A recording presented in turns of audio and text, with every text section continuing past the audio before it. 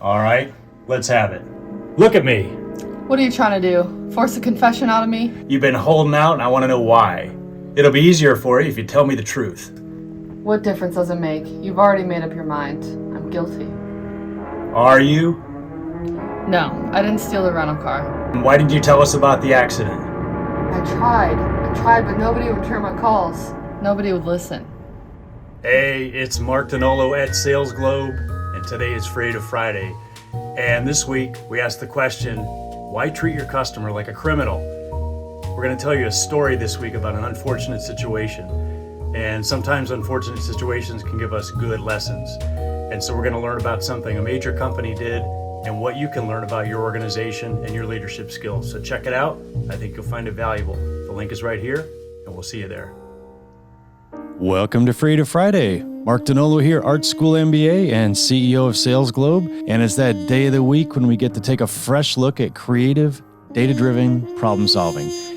And today, I want to talk about why treat your customer like a criminal. And I want to start with a story. And it's something that happened with a well-known company. And I'm not going to bash the company. I mean, others have already done that. This is actually a hot news item. But I think it's a good example that we can look at in the spirit of creative problem solving to think about what some of the reasons might be behind this and why it happened and how we can apply that to our own organizations or situations we might encounter and how we can learn from it. This past August, a friend of mine was driving up I-85 coming back from vacation in Florida, and she rented a Hertz car for the trip. And everything was fine. It was a great drive until the tire on her car blew out and her car hit the wheels of a semi going down the highway, and it started to go into a spin. And as this is happening, the windows in the car blew out, and the car headed across the median toward oncoming traffic, and luckily the car stopped.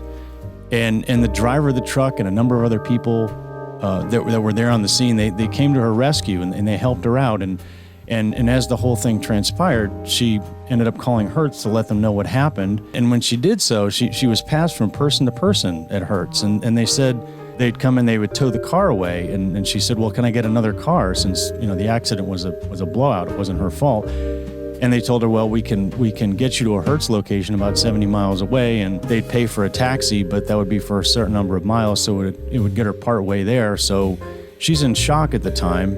And the police bring her back to the station, and she ends up having her sister come pick her up. Sister has to drive about 100 miles to come get her. And so Hertz never got her a replacement car. They never called her back. It was as if nothing ever happened until days later when she got her first robocall. And the Hertz call advised her that the car was overdue and it'd have to be returned right away. And the call didn't give her the option of letting them know that she actually didn't have the car and what happened, which she thought they were fully aware of since they towed the car away. And then when she finally talked to someone on the phone, they didn't have the right information. And the robocalls continued for days. And there wasn't a way for her as a valued Hertz customer to close the loop with Hertz about what was really going on. And eventually the calls became more threatening. And she ended up turning the call information over to her accident attorney, who spent hours trying to close the loop with Hertz.